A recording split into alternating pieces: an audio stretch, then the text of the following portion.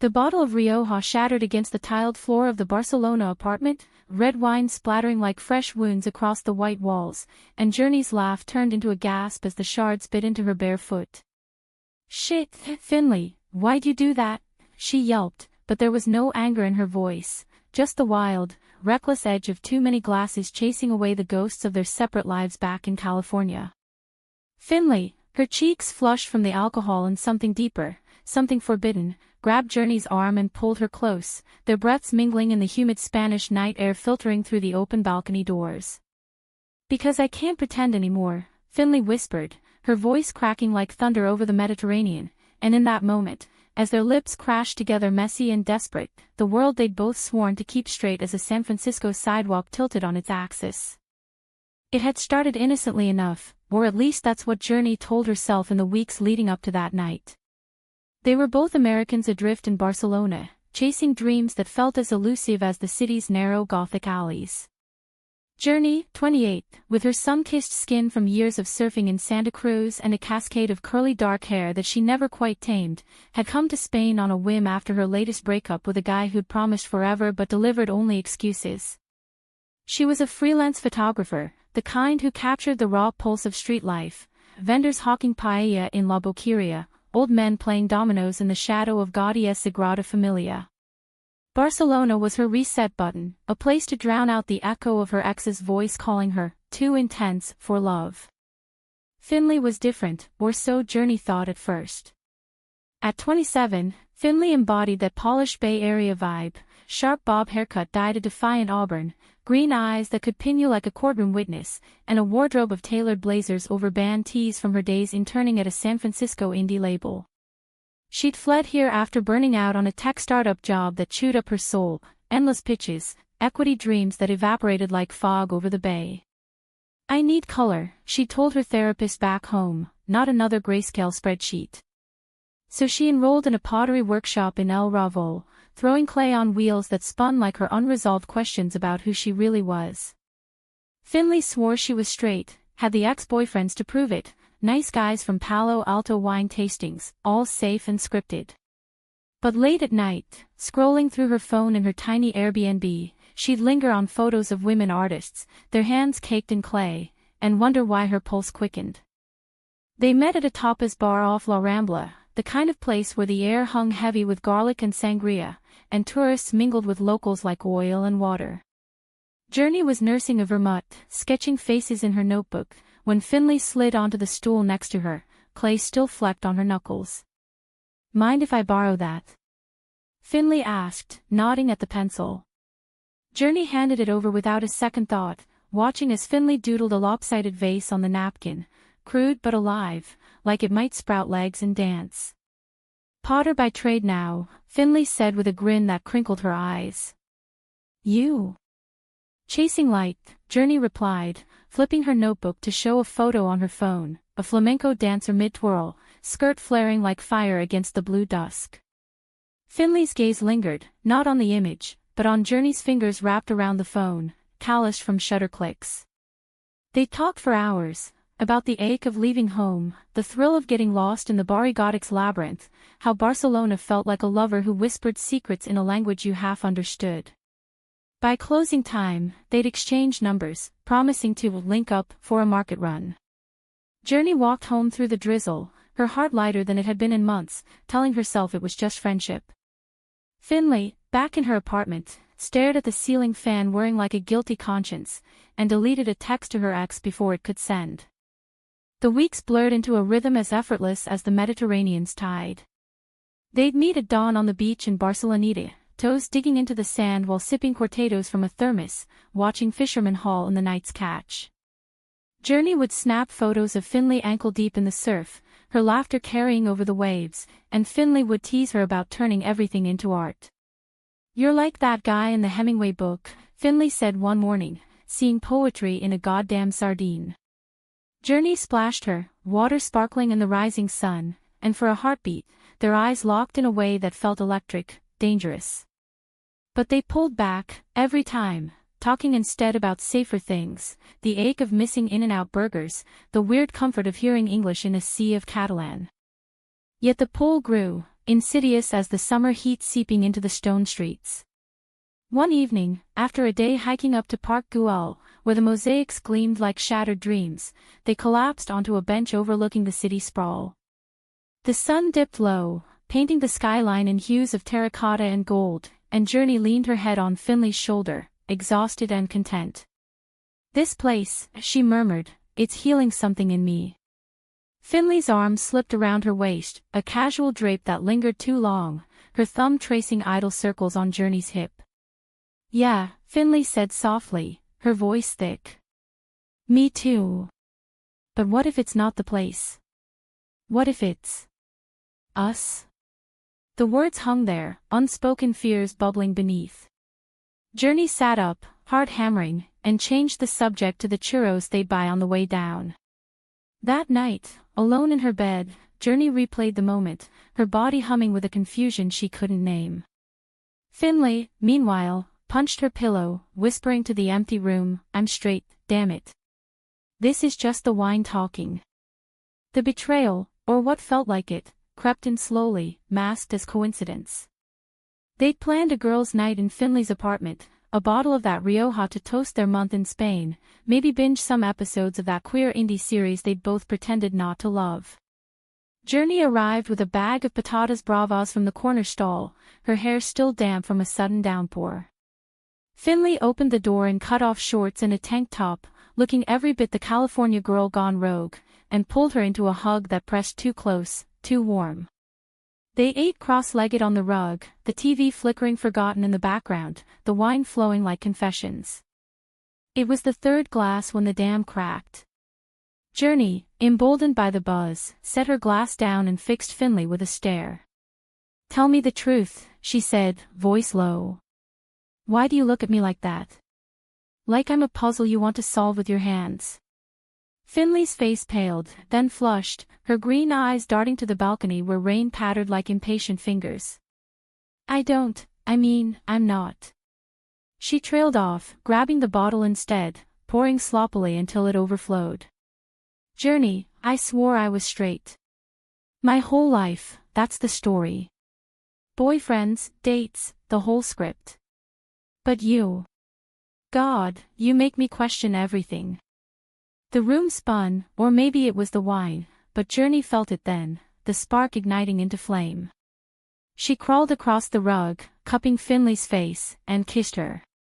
It was tentative at first, a brush of lips tasting of salt and vintage grapes, but Finley surged forward, hands tangling in Journey's curls, pulling her down onto the cushions.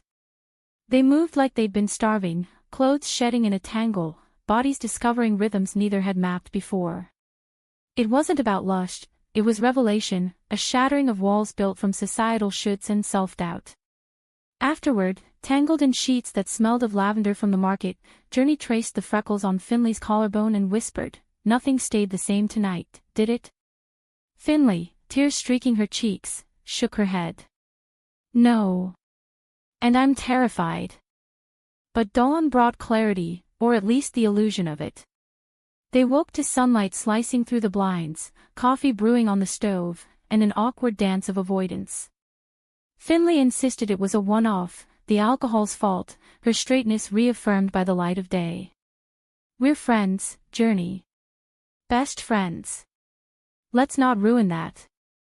Journey nodded, swallowing the ache, but as she laced up her boots to leave, she caught Finley watching her with eyes full of longing masked as regret. The rest of the week was a tightrope, stolen glances over gelato in the Bourne district, fingertips brushing during a crowded metro ride to Montserrat, where the basilica's spires pierced the sky like accusations. Journey threw herself into her camera, capturing the mountain's jagged beauty, but every frame echoed Finley's silhouette against the cliffs. Then came the email, innocuous at first, a job offer back in San Francisco for Finley, a six-figure gig at a design firm that promised stability, the kind her parents had always pushed.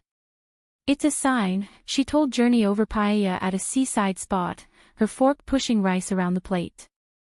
"Time to go home, get my head straight, literally." Journey's laugh was brittle, like autumn leaves underfoot. "Straight. Right. Because that's what this was. A detour."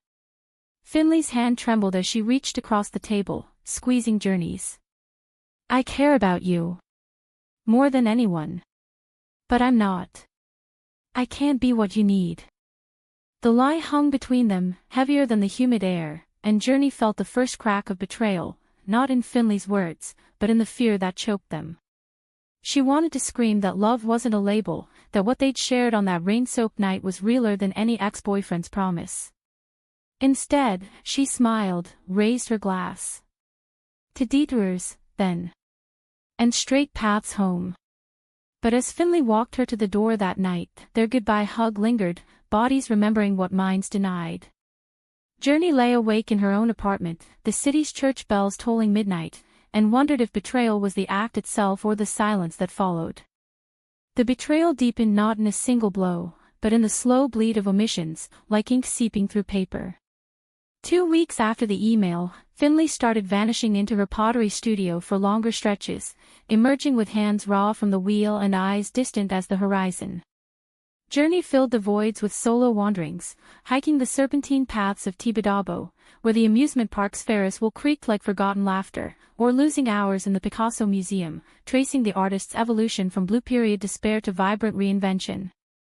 You're my muse, she'd texted Finley once, attaching a photo of a fractured ceramic tile she'd found in the Gracia neighborhood, its blues and golds mirroring the ache in her chest. Finley's reply came hours later, beautiful. Miss our adventures. No mention of the kiss, the night that had redrawn their map. Journey tried to convince herself it was fine, that Finley's retreat was just cold feet, the terror of rewriting her narrative.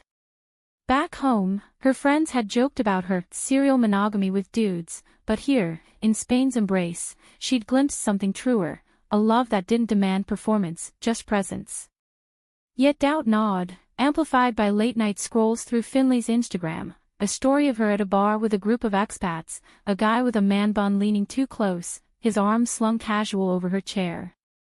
Networking, the caption read, but Journey's stomach twisted, imagining Finley's laugh for someone else.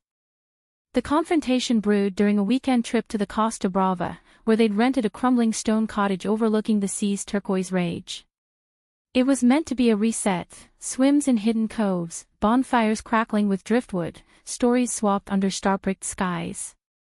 The drive up was charged, windows down, reggaeton pulsing from the radio, Finley's hand resting on Journey's thigh as she navigated the winding cliffs. Remember that time in Big Sur? Finley asked, voice soft over the engine's hum. We were kids, hitchhiking after that festival, singing off-key to Fleetwood Mac.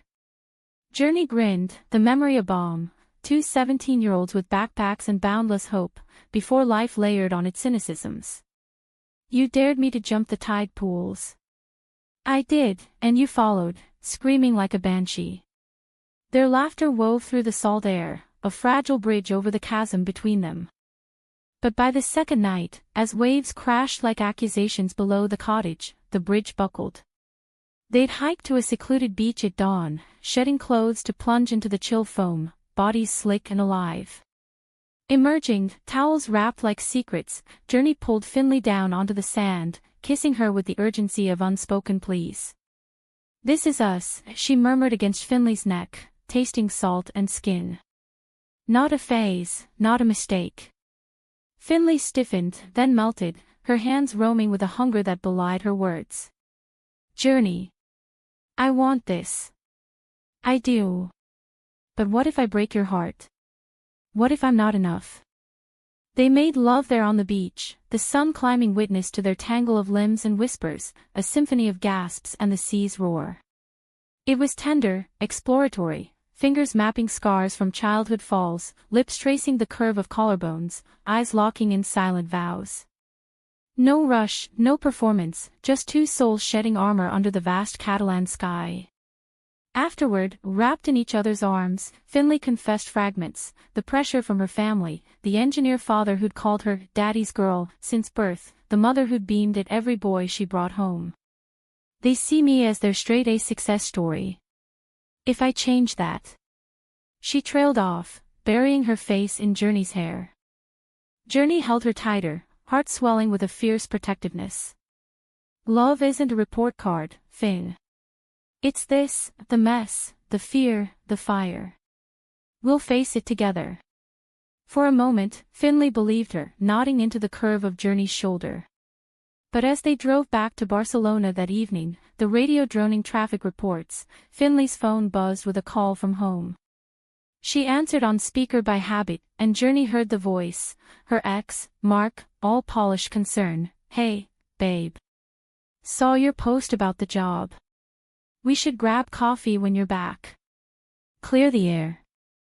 Finley's eyes flicked to Journey, panic flashing, before she muttered, "Yeah, maybe," and hung up. The silence stretched taut as a guitar string. "Babe?" Journey echoed finally, gripping the wheel until her knuckles whitened. "You're still talking to him?" Finley shifted, picking at a clay stain on her jeans. "It's nothing. Closure." He reached out after the offer. But the word "babe" landed like a slap, reopening the wound of denial. Journey pulled over at a mirador overlooking the jagged coast, the engine ticking like a countdown. "Closure. Or a parachute. Because if you're so straight, why'd you let me think, us think, this was real?" Tears burned hot, spilling as she turned to face Finley, whose face crumpled in mirror anguish. "It's not that simple," Finley cried, voice breaking over the wind. "Mark was safe. Predictable. With you, it's everything. Terrifying. What if I can't do this? What if I hurt you worse by trying?" The confession poured out then, Finley's late-night Google searches on "Am I gay?", the therapy sessions she'd skipped, the fear of losing her family's approval, her identity as the reliable one. Journey listened, rage melting into empathy, pulling Finley into a hug across the console. "You're not alone in the trying," she whispered. "But you have to choose. Us, or the script." They returned to the city changed, the cottage weekend a pivot point. For a week, it was bliss reborn, stolen afternoons in Finley's studio, where Journey posed amid half-formed vases, her form immortalized in clay, evenings at hidden jazz clubs in Pobl SEC, swaying to saxophone wails that echoed their inner turmoil. Finley started calling Journey "mi luz, my light," in hushed Catalan, a private code. Journey captured it all in photos, Finley's profile against the studio window, sunlight gilding her auburn hair, their hands intertwined over a shared empanada, rings of flour like halos. But betrayal, that sly shadow, waited in the wings. It arrived via a mutual friend from back home, a bubbly graphic designer named Alex who'd friend them both on socials. A DM to Journey, casual as churros, saw Finley posted about that SF gig, excited for her. "You two still thick as thieves in Spain. Mark mentioned catching up with her soon. Cute, right? Old flames flickering." Journey's blood ran cold, the words blurring on her screen. She confronted Finley that night over dinner at a tapas spot in Elborn, the air thick with the sizzle of gambas al ajillo. "Old flames. You're meeting him." Finley froze, fork midway to her mouth. "It's just coffee. To end things properly. Before I commit to whatever this is." The whatever sliced deeper than any blade, reducing their mosaic of moments to ambiguity. Journey shoved her plate away, chair scraping like a scream. "Commit? You say that like we're a trial run. Like I'm the experiment." Voices rose, drawing stares from nearby tables, tourists with their maps, locals with their knowing glances. Finley reached for her hand, but Journey pulled back. "I thought we were building something real. Not a detour you regret when the straight path calls." The argument spilled onto the cobblestones outside, rain starting in earnest, turning the streets to mirrors of their turmoil. "You don't get it," Finley sobbed, hood up against the downpour. "Every time I imagine telling my family, I see their faces, disappointment, confusion. And Mark. He's easy. No explanations." Journey's heart fractured then, pieces scattering like the raindrops on the pavement. "Easy. That's betrayal, Finn. Not of them, but of us. Of you." She turned, walking into the storm, leaving Finley silhouetted against the bar's warm glow, a lone figure in the deluge. Days blurred into a numb haze. Journey holed up in her apartment, camera gathering dust, her feeds a curated lie of solo sunsets over the port. Finley texted apologies, poems scrawled on napkins, photos of half-thrown pots shaped like hearts, but Journey's replies grew curt, then silent. The conflict festered, a dramatic undercurrent to Barcelona's vibrant facade, pulling them toward a climax as inevitable as the Sirocco winds. The climax crashed over them like a rogue wave at twilight, on the very pier where Journey had once photographed a street performer juggling fire against the harbor's ink-black water. It was late October now, the air crisp with the promise of winter, leaves skittering across the Passeig de Cologne like fleeing secrets. Journey had gone there to clear her head, camera slung over her shoulder, but the shutter stayed silent, her lens couldn't capture the void Finley had left. She'd spent the week applying for extensions on her visa, telling herself it was for the light, the stories, but deep down, it was for the ghost of what might have been. Finley found her there, drenched from a sudden squall, her bohemian blouse clinging like a second skin, black hair plastered to her forehead. "Journey," she called, voice raw over the wind, "please. Don't make me chase you through this city like some bad rom-com." Journey turned, rain veiling her tears, the Golden Gates echo in her mind's eye, San Francisco's fog a world away, yet the ache felt universal. "You did that to yourself," Finn chasing safety instead of truth. They stood inches apart, the sea churning below, a dramatic tableau of unresolved longing. Finley stepped closer, hands outstretched, palms up in surrender. "I met Mark last night, after my flight touched down for the interview." The admission hit like thunder, Journey's breath catching. "You left without a word." Finley nodded, eyes shadowed by regret. "I had to know. If going home, playing the role.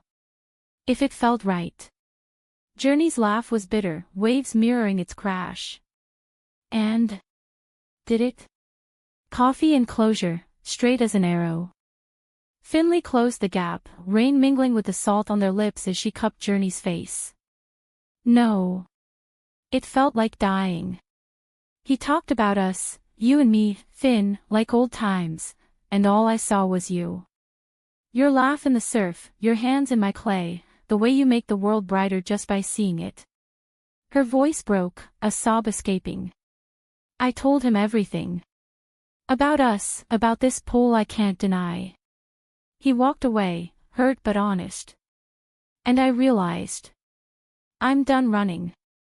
The confession hung, electric, as lightning forked over the water.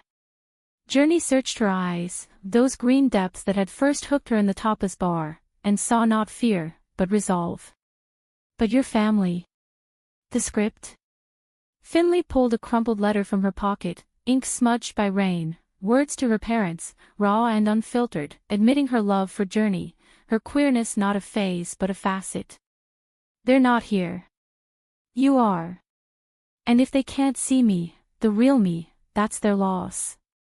Journey's walls crumbled then, the floodgates opening in a kiss that tasted of rain and redemption, fierce, forgiving, alive with the drama of survival.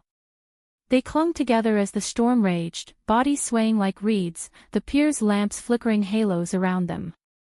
It wasn't erasure of the hurt, the betrayal's scar would linger, a reminder of vulnerability's cost.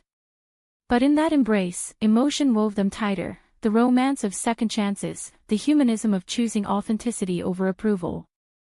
They flew back to San Francisco together, Barcelona's mosaics traded for the city's layered hills, but the Spanish interlude lingered like a tattoo, in Finley's first gallery showing, where a vase shaped like crashing waves bore Journey's inscription. In Journey's exhibit at a Mission District co-op, photos of their Catalan days hung beside portraits of queer couples, defiant and tender. Finley's coming out rippled outward, her father's gruff email softening to questions, her mother's tentative Zoom call ending in tears and, "I just want you happy, kiddo." Mark faded to a polite acquaintance, his path diverging without bitterness.